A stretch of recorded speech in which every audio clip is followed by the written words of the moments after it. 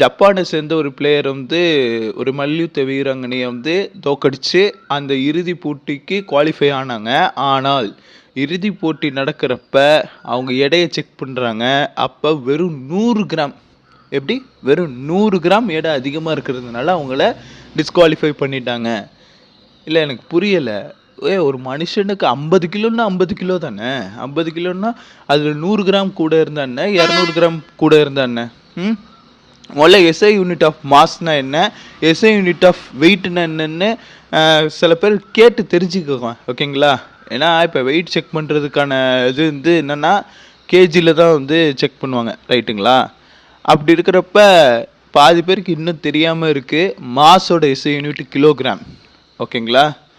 வெயிட்டோட SI unit வந்து Newton.